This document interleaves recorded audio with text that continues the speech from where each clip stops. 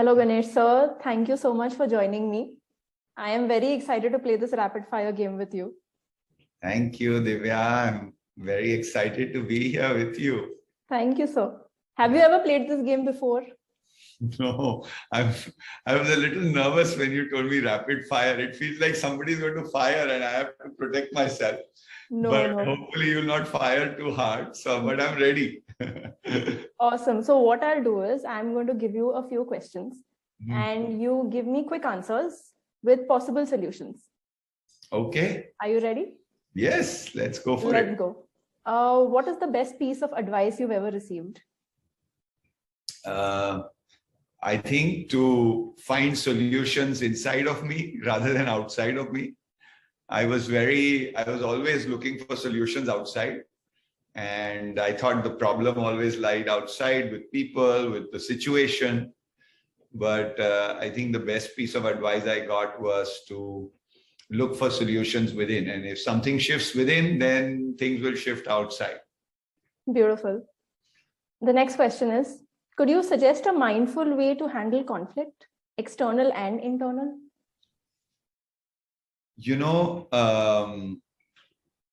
I think there is always, there is a choice when there is a conflict to make. We often, my observation is with conflicts, there is a choice to make between peace and justice or between resolution and righteousness, right? And if the focus is on resolution and on peace, then conflicts can be handled very well. But if people get lost in the idea of, oh, I'm right. And, a lot of conflicts arise out of ego, out of righteousness. I'm right, you are wrong. And around this whole notion of justice, a lot of people have this, and I completely support the idea of justice, but what is just for one person may sound unjust to another person. And so if we can drop righteousness and really focus on resolution, on what will bring peace, and if we can really move away from situations where one person ends up as being right and another person ends up as being wrong, then I think we'd resolve conflicts very seamlessly. Beautiful. What would you say to your 16-year-old self today? Actually, I think that 16-year-old self questioned himself. He thought he was not loved and that he was not good enough. So I would tell my 16-year-old self that you are loved, you are doing great, and just be just the way you are. And know that there is a beautiful life ahead of you, which that 16-year-old did not know at that time. Amazing. This will help a lot of people. Thank you for sharing that. If you could make one law that you'd want everyone to follow, what would it be and why? Compulsory meditation every day, as many minutes as your age. If you're 50 years old, 50 minutes. If you're 20 years old, 20 minutes. And I think that would be incredibly helpful. If we want peaceful society and the peaceful world, we need to have a peaceful country, a peaceful community. For that, we need to have peaceful families. And for that, we need to have peaceful individuals. And meditation will bring that peace in the world. So that would be my law. Compulsory meditation for everyone. Thank you for sharing that. In fact, interestingly, my next question is, a lot of people think meditating is really difficult because they need to shut out their thoughts. So is there any way you could, help with some tips wherein they can, we can have people meditate regularly? Yeah, so a couple of things I would say is, initially just sit in silence doing nothing if you aren't able, and give up this desire to perform. In meditation, the performer in the office comes home and sits down to meditate. Now I am going to meditate and I will perform. I will be thoughtless and I will be like Buddha. I want to experience nirvana. This performance anxiety we have to give up. And initially you may not be thoughtless, or you may not be able to stay focused on your breath or be in the present moment. It's okay to embrace that and be okay with it. And even if there is some silence that you experience and just closing your eyes and being in a quiet room, that's great. One approach would be use guided meditations initially, because we get lost in thoughts and we have to be reminded that, okay, come focus on the breath or come into the present moment. So with a guided meditation, you are reminded that, okay, now you need to come into the present moment, And so that is something that you can do initially. And then gradually wean off the guided meditation also, and just be able to do it yourself. Essentially bringing your focus back to your breath. Thoughts are like traffic on the road. It will come and go. Or clouds in the sky. They'll keep coming and going. The key is not to sit in any one of those cars or any one of those two-wheelers and go with it, right? I mean, that's the whole secret with meditation that we need to be aware of. And it takes practice. You can't, oh, I'm such a great artist. If I start drawing today, I can draw beautifully immediately. But you started drawing when you were a child or as you were growing up, and you gradually became more and more proficient with art. A dentist becomes more proficient with time. A cricketer becomes more proficient with time in the way that he or she bats. Similarly, I think with meditation, you just have to give it some time. So that's what I would want our audience to know. Thank you so much. Those were some amazing analogies.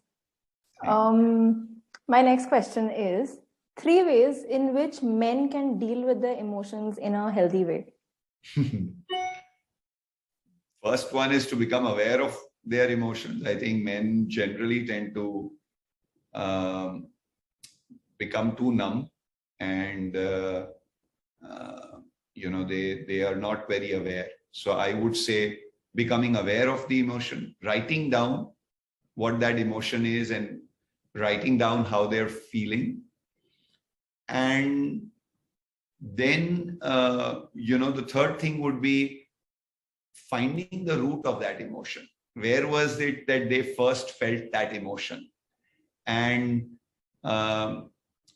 ensuring that, they are able to, if it's a negative emotion, finding out where it came from. It may have come from a childhood, or it may have come from their teenage life. And fully acknowledging, embracing that emotion, and knowing what the root of that emotion is, and knowing also that the current situation is not necessarily responsible. The current situation is only triggering that emotion, particularly if it's a negative emotion.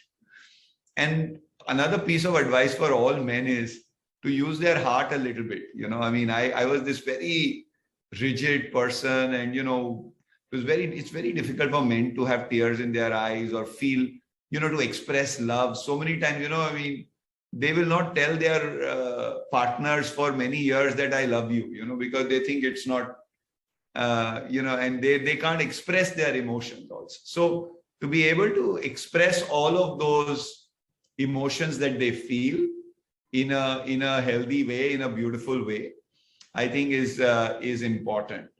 And those are the thoughts that I get right now. Thank you, sir. I'm sure this will help a lot of men. My next question is, how can one use the power of intention to manifest reality using the path of least resistance? Yeah, that's a pretty loaded question. But I for one, I just felt like there's a lot of power in declaration, and many people felt like, what I intended, and if it was aligned with something that is for greater good, there is no reason to shy away from declaring it or stating it. The idea is that thoughts that, or your intention that is in your thoughts, should be expressed in words. That's when you will then take some action, and then you will manifest a certain reality. But it's important to verbalize that intention. And I used to actually write a lot. I used to always write little,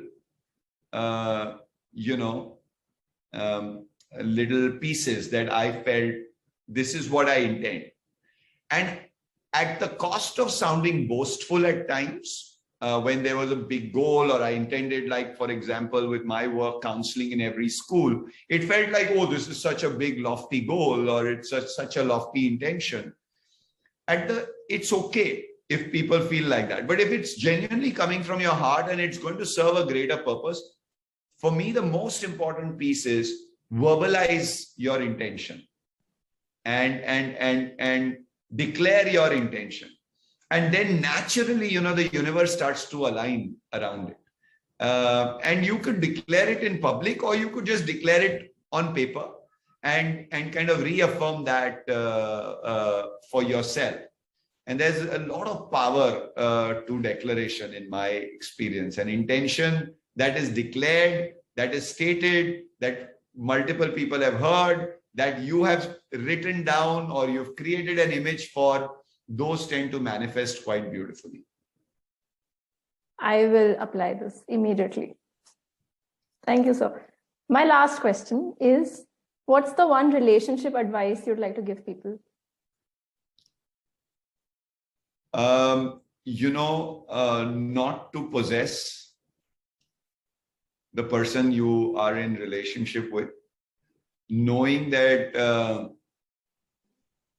the most precious relationship that we have is with our own selves.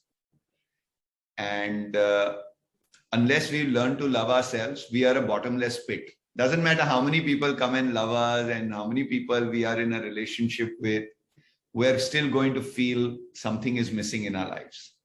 So one of my lessons in my own 19 years of married life is that we actually grow together even better in a relationship when we grow ourselves as individuals. We go within ourselves. So the only way out in a relationship is to go within ourselves. And when each one is allowed to flower, when you don't kind of hold the other person too tightly, and that is when you really realize some magical togetherness in a relationship. And I'm not just talking about a couple relationship, but even in friendships, so many times it becomes it's almost, this is my best friend. I don't like the idea of my best friend, right? I mean, your best friend is always yourself. And not creating any kind of pressure of expectation on the other person, and giving so much freedom, because you are so free yourself. You feel so liberated with your own self that you are not putting any pressure, and those relationships really sustain. And so, yeah, those are the thoughts that come to me right now. Thank you so much. This was a lot of fun. I hope you enjoyed as well. I did. Thank you so much, Divya. All the best. Thank you. Thank you, sir. Bye. Bye. Bye.